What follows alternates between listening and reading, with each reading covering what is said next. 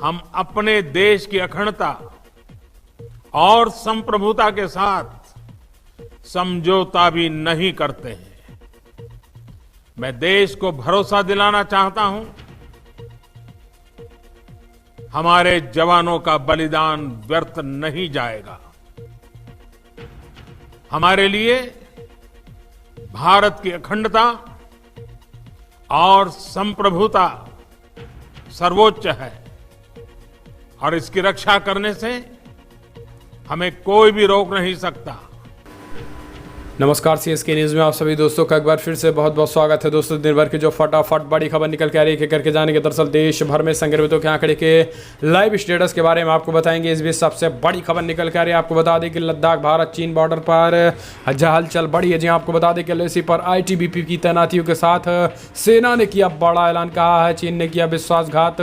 इसके साथ ही भारत अपनी संप्रभुता की रक्षा को प्रतिबद्ध है। जी हम जानेंगे, बड़ा ऐलान कर दिया सेना ने। इस बीच बड़ी खबर निकल के आ रही है, हिंसक झड़प के बाद एलएसी पर तनाव के बीच प्रधानमंत्री मोदी ने बुलाई सर्वदलीय बैठक। जी हां, 19 जून को 5 बजे सर्वदलीय बैठक बुलाएगी। इसके बारे में बताएंगे क्या कुछ निर्णय लेने वाले। लेकिन इस सब के बीच हिंसक झड़प के बीच भारत की कार्रवाई को लेकर फिर रोया चीन। एक बार फिर से विदेश मंत्रालय की तरफ से कहा गया है कि हिंसक झड़प पर अब हम बातचीत के जरिए इस मुद्दे को सुलझाना चाहते हैं। जी हाँ, चीन का कहना है कि बातचीत के जरिए चाहते हैं, अब हम ज़्यादा झड़प नहीं चाहते। इसके बारे में जाने के, लेकिन सबसे जो बड़ी खबर निकल के आ रही है, आपको बता दें कि अमेरिकी खुफिया एजेंसियों ने भी माना कि हिंसक झड़प में चीन के 35 सैनिक हताहत, भारत के 20 सैनिक। अमेरिका ने कहा कि इस पर नज़र बनाए हुए हैं, चीन की दादागिरी नहीं चलेगी। जी अमेरिका की तरफ से बड़ा बयान निकल के आया। लेकिन इन सब के बीच यूएन ने भी चिंता जताई है बॉर्डर पर जिस तरीके से हालात बने हैं। लेकिन सबसे बड़ी खबर आपको बता दें कि सुशांत सिंह की सुसाइड के मामले में उकसाने के आरोप में सलमान खान, करण जौहर समेत 8 लोगों के खिलाफ केस दर्ज हो गया। जी हाँ, इसके बारे में भी आपको बताएंगे। तो सब कुछ खबर एक एक करके जाने के लिए उससे पहले छोटा सा निवेदन, अगर आपने चैनल को तक सब्सक्राइब नहीं किया तो प्लीज सब्सक्राइब की लाल बटन दबाकर चैनल को सब्सक्राइब करो। अगर आप भी मानते हैं कि पीएम मोदी के नेतृत्व में देश कोरोना को हराएगा और देश के दुश्मनों को मुंहतोड़ जवाब भी देगा, तो इस वीडियो को दिल से लाइक करके अपना समर्थन दर्ज करें। दरअसल पहली बड़ी खबर निकल के आ रही है, आपको बता दें देश भर में संक्रमितों का आंकड़ा हुआ 3,55,000 को पार। जी हाँ, आपको बता दें कि 3,55,000 के आंकड़े को पार कर गए हैं, जबकि मृतकों की संख्या 12,000 के करीब हो चली है। इस बीच राजस्थान की बात करें तो आज 122 मामले सामने आए हैं, जबकि ओडिशा में भी 175 मामले सामने आ चुके हैं। हिमाचल प्रदेश में अभी तक 8 मामले आए हैं, नागालैंड में भी 2 मामले थी। राज्य दर राज्य अभी इतने ही आंकड़े निकल के आए हैं। लेकिन अच्छी खबर यह है कि 1,87,000 लोग भी स्वस्थ भी हो चुके हैं। हम चलते हैं अगली बड़ी खबर लेते हैं। आपको बता दें कि एलएसी पर झड़प के बाद आईटीबीपी की तैनाती है। इसी के साथ अब तीनों सेनाएं हाई अलर्ट पर, आर्मी के कंट्रोल में आ सकती है आईटीबीपी। सेना ने कहा देंगे मुंह तोड़ जवाब, अपनी एकता, अखंडता और संप्रभुता की रक्षा के लिए हम बिल्कुल भी हैं तैयार। जी हाँ, गलावन घाटी में आपको बता दें कि लगातार पूर्वी लद्दाख की गलावन घाटी में सोमवार रात चीनी सैनिकों के साथ झड़प में भारतीय सेना के कर्नल सहित 20 सैनिक शहीद हो गए थे। पिछले 5 दशक में सबसे ज़्यादा में ये सबसे बड़े सैन्य टकराहट के कारण क्षेत्र में सीमा पर पहले से जारी गतिरोध और भड़क गया। और इस घटना के बाद एलएसी पर हालात तनावपूर्ण बने हुए हैं। लिहाजा सेना, नौसेना और वायुसेना को हाईएस्ट अलर्ट पर रखा गया है। सूत्रों के मुताबिक सरकार ने तीनों सेनाओं को किसी भी स्थिति से निपटने के लिए तैयार रहने की खुली छूट दे दी है। उन्होंने कहा है कि अगर कोई भी एक्शन रिएक्शन होता है तो मुंहतोड़ जवाब दिया जाए। इसके साथ ही आसपास तरीके से सेनाओं का जो आईटीबीपी का कमांड है, आईटीबीपी का, अब वो सेना के थल सेना के हाथों में भी आ सकता है। इस बीच भारत ने अपनी मूवमेंट बढ़ा रखी है, बड़े पैमाने पर तोप और आर्टिलरी गन के साथ साथ आपको बता दें कि चिनूकी हेलीकॉप्टर को भी इसके साथ लगा दिया गया है। इस बीच भारत और बड़े पैमाने पर सेना को भेजने का ऐलान कर दिया, यानी पीछे हटने का कोई सवाल नहीं है। सेना ने स्पष्ट तरीके से ऐलान कर दिया है कि भारतीय सेना देश की अखंडता और संप्रभुता की रक्षा के लिए प्रतिबद्ध है। हम चीन को मुंहतोड़ जवाब देंगे और यही कारण है कि आईटीबीपी की 180 पोस्ट पर हाई अलर्ट कर दिया गया है। इसके साथ ही अब जो सैन्य स्तर की बातचीत थी, भारत ने उस पर पूर्णतः प्रतिबंध लगा दिया, यानी अब सैन्य स्तर की कोई बातचीत नहीं होगी। रक्षा मंत्री राजनाथ सिंह लगातार सुबह से 3 बार बैठकें कर चुके हैं और इस बीच पीएम मोदी ने भी बड़े पैमाने पर बैठक की। रक्षा मंत्री राजनाथ सिंह, गृह मंत्री के साथ हाई लेवल के साथ एनएसए विदेश मंत्री और पूरी तरीके से बड़े पैमाने पर सीडीएस बिपिन रावत और सेना के जवान भी शामिल हैं। इसके साथ ही बड़ा ऐलान सेना ने कर दिया और एलएसी और एलएसी दोनों जगह भारत ने बड़े पैमाने पर सेना की तैनाती शुरू कर दी है। इस बीच हम चलते हैं अगली बड़ी खबर लेते हैं। इन सब हिंसक झड़प के बीच एलएसी पर तनाव के बीच पीएम मोदी ने 19 जून को सर्वदलीय बैठक भी बुला ली है। जी हां, लद्दाख के गलावन घाटी में भारत और चीन के बीच हिंसक झड़प पर पीएम मोदी एक्शन में आ गए हैं। पीएम मोदी ने 19 जून शाम 5 बजे सर्वदलीय बैठक बुलाई है। इस बैठक में अलग अलग पार्टियों के अध्यक्ष शामिल होंगे। इस बैठक में भारत चीन के सीमा विवाद पर चर्चा की जाएगी। प्रधानमंत्री कार्यालय पीएमओ की ओर से बुधवार को किए गए ट्वीट में कहा गया है कि भारत चीन सीमा क्षेत्रों में स्थिति पर चर्चा करने के लिए प्रधानमंत्री मोदी 19 जून को शाम 5 बजे सर्वदलीय बैठक बुलाई गई है। विभिन्न राजनीतिक दलों के अध्यक्ष इस वर्चुअल बैठक में हिस्सा लेंगे। दरअसल चीन सीमा विवाद में 20 भारतीय जवान शहादत से पूरे देश गुस्से में है और बदले की आग में है और इसी को लेकर विपक्षी पार्टियां ने भी पीएम मोदी को सर्वदलीय बैठक बुलाने की मांग पर जोर दिया था और पीएम मोदी को 2 शब्द बोलने की भी बात कही थी। इन सब को देखते हुए ये बड़ा फैसला किया। हम चलते हैं अगली बड़ी खबर लेते हैं, जहाँ पर आपको बता दें इन सब के बीच चीन मांग रहा है रहम की भीख। जी हाँ, चीन की तरफ से एक बार फिर से गिड़गिड़ाहट, वही बातचीत का रास्ता तलाशेंगे और हम झड़प ज़्यादा नहीं चाहते हैं। जी हाँ, लद्दाख की गलावन घाटी के लाइन ऑफ एक्चुअल कंट्रोल पर भारत और चीन के सैनिकों के बीच हिंसक झड़प हुई।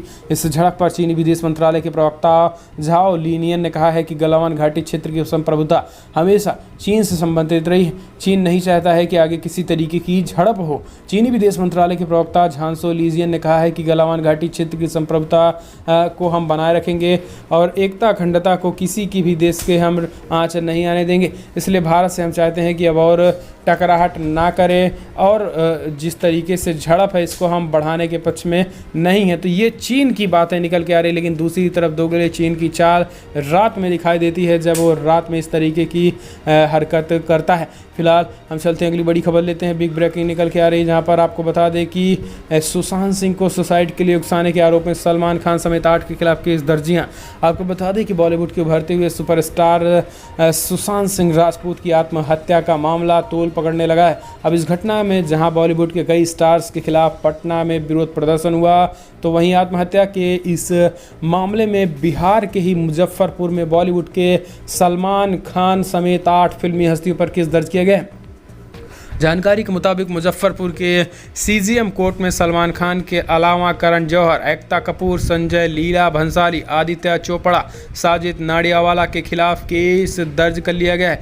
इन सभी पर सुशांत सिंह राजपूत को आत्महत्या के लिए मजबूर करने का आरोप लगाया गया है। बिहार के मुजफ्फरपुर में ये केस सुधीर ओझा ने दर्ज कराया है। तो क्या आप भी मानते हैं कि क्या वाकई में इन्हीं लोगों द्वारा ये किया गया? आपको बता दें कि इन पे आईपीसी की धारा 306, 109, 504 और 506 के तहत मुकदमा दर्ज कर लिया गया है। तो ये एक बड़ी खबर निकल के आ रही है।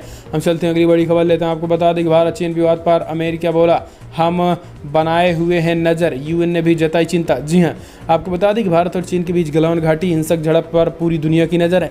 इस झड़प में भारत के 20 जवान शहीद हो गए हैं, जबकि चीन को भी बड़ा नुकसान हुआ है। अमेरिका भी भारत और चीन के बीच जारी इस तनाव पर नज़र बनाए हुए है। अमेरिकी विदेश मंत्रालय के एक अधिकारी का कहना है कि भारत चीन के बीच एलएसी पर जो भी चल रहा है उस पर अमेरिका की पूरी नज़र है। अमेरिकी विदेश मंत्रालय के अधिकारी ने इंडिया टुडे को कहा है कि भारत की सेना ने 20 जवानों के शहीद होने की पुष्टि की है। उनके परिवारों के प्रति संवेदना है। भारत और चीन दोनों की इस राज को पूरी तरीके से निपटाया जाना चाहिए। बॉर्डर विवाद, इस पे भारत पूरी अमेरिका नज़र बनाए हुए। तो वहीं संयुक्त राष्ट्र ने भी चिंता जताई है। संयुक्त राष्ट्र एंटोनियो गुतरेस ने लद्दाख से वास्तविक नियंत्रण रेखा पर कहा है। उन्होंने कहा कि आज जिस तरीके से ये चल रहा है इसमें संघर्षों को लेकर उन्होंने कहा कि संयम बरतने की अपील की है। सहयोगी प्रवक्ता ने कहा है कि हम वास्तविक नियंत्रण रेखा पर भारत चीन के बीच हिंसा और मौत की खबरों को लेकर चिंतित हैं। दोनों पक्षों से अपील है कि वो अत्यधिक संयम बरता जाए। यानी ये सारी बातें पूरी दुनिया कह रही है, लेकिन चीन के दोगले रवैये पर पूरी दुनिया भी शांति है। हालांकि भारत करारा जवाब देने में सक्षम है। हम चलते हैं अगली बड़ी खबर। यूपी में सरकारी और निजी हॉस्पिटलों ओपीडी शुरू करने के निर्देश। जी हाँ, आपको बता दें कि यूपी के सरकारी और निजी हॉस्पिटलों में सभी प्रकार की ओपीडी शुरू करने के निर्देश दिए गए हैं। इसके लिए प्रमुख सचिव स्वास्थ्य अमित मोहन प्रसाद ने जरूरी दिशा निर्देश जारी कर दिया है। उन्होंने अपनी जारी दिशा निर्देश में बताया है कि सभी सरकारी प्राथमिक स्वास्थ्य केंद्र, सामुदायिक स्वास्थ्य केंद्र व अन्य अस्पतालों में इंफ्रारेड थर्मामीटर से मरीज व तीमारदार की स्क्रीनिंग होगी। मरीजों के साथ सिर्फ एक तीमारदार ही हॉस्पिटल आ सकेगा। रोगी व उसके तीमारदार को मास्क अनिवार्य रूप से पहनना होगा। ऐसे रोगी जिन्हें सर्दी, जुकाम, बुखार या सांस लेने में दिक्कत है उन्हें पृथक कक्षा में बैठाया जाएगा। हम चलते हैं अगली बड़ी खबर लेते हैं। बिग ब्रेकिंग न्यूज़ निकल के आ रही है, जहां पर आपको बता दें सुप्रीम कोर्ट ने डॉक्टर पर एफआईआर को लेकर दिल्ली सरकार को लगाई फटकार। जी हाँ, आपको बता दें कि लगातार कोरोना वायरस के संक्रमण की खबरों के बीच डॉक्टरों और मेडिकल स्टाफ के खिलाफ कार्रवाई को लेकर सुप्रीम कोर्ट सख्त हो गया है। बुधवार को सर्वोच्च अदालत ने इस मामले को लेकर दिल्ली की सरकार को फटकार लगाई है। उन्होंने कहा कि डॉक्टरों और मेडिकल स्टाफ के खिलाफ कार्रवाई को लेकर सुप्रीम कोर्ट ने कहा है कि उन्होंने कहा कि आप डॉक्टरों और मेडिकल स्टाफ को धमकी नहीं दे सकते हैं। दिल्ली सरकार को फटकार लगाते हुए कहा है कि उन्हें प्रताड़ित करना और उनके खिलाफ FIR दर्ज करने की प्रक्रिया को तुरंत रोका जाए। दिल्ली के सरकारी हॉस्पिटलों में डॉक्टरों के खिलाफ हुई कार्रवाई पर सुप्रीम कोर्ट ने दिल्ली सरकार को जमकर लताड़ लगाई। दरअसल कुछ दिन पहले केजरीवाल ने यह स्पष्ट कहा था कि ऐसे डॉक्टरों पर कानूनी कार्रवाई होगी जो अपनी मनमर्जी करेगा, तो इस तरीके की भी धमकी दी गई थी। हम चलते हैं अगली बड़ी खबर लेते हैं। आपको बता दें कि ट्रेन में बिना टिकट यात्रा करने पर नहीं मिलेगी सजा, कई प्रावधानों को हटाने की बन रही योजना। जी हाँ, दरअसल भारतीय रेलवे कई छोटे अपराधों के कारावास के प्रावधानों को हटाने की योजना बना रहा है, जिनमें बिना टिकट यात्रा करना या पायदान पर सवारी करने पर केवल जुर्माने का प्रावधान किया जाएगा। इसके लिए कारावास के प्रावधान को हटाया जा सकता है। अदालतों पर मामलों का बोझ कम करने के लिए केंद्र सरकार कई सारे भारतीय कानून और प्रावधानों को हटाने पर विचार कर रही है। इसमें रेलवे अधिनियम 1989 के अंतर्गत एक अवैध गतिविधि के रूप में भी भीख मांगने जैसे अपराधों को हटाना भी शामिल किया गया है। योजना से जुड़े एक अधिकारी ने बताया कि मंत्रालय ने अब कानून के सभी प्रावधानों की व्यापक समीक्षा भी शुरू कर दी है और ये संभव है कि कानूनी उल्लंघनों के खिलाफ मुकदमा चलाना आसान हो जाएगा। हम चलते हैं अगली बड़ी खबर लेते हैं। आपको बता दें कि PM किसान गांव लौट रहे मजदूरों के खाते में आने वाले हैं PM किसान स्कीम के 2000 रुपये। जी हाँ, प्रधानमंत्री किसान सम्मान निधि स्कीम का लाभ प्रवासी मजदूरों को मिल सकता है, लेकिन उन्हें शर्तें पूरी करनी होंगी। केंद्रीय कृषि राज्य मंत्री कैलाश चौधरी ने न्यूज़ 18 से हिंदी में बातचीत में कहा है कि शर्तें पूरी करने वाले मजदूर रजिस्ट्रेशन करवाएं। सरकार पैसे देने को तैयार है। के नाम पर भी कहीं खेत होना चाहिए, रजिस्ट्रेशन होना चाहिए। मजदूर के नाम पर खेत होना अनिवार्य है, रजिस्ट्रेशन होना तो 2000 रुपये मिलेगा।